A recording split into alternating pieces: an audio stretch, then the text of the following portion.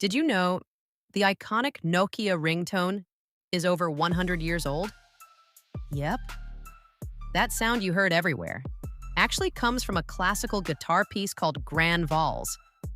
It was composed in 1902 by a Spanish musician named Francisco Tarrega. Nokia didn't create the tune, they just took a few seconds of it and made history.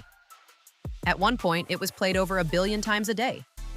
So next time you hear it, remember, that's not just a ringtone. That's classical music.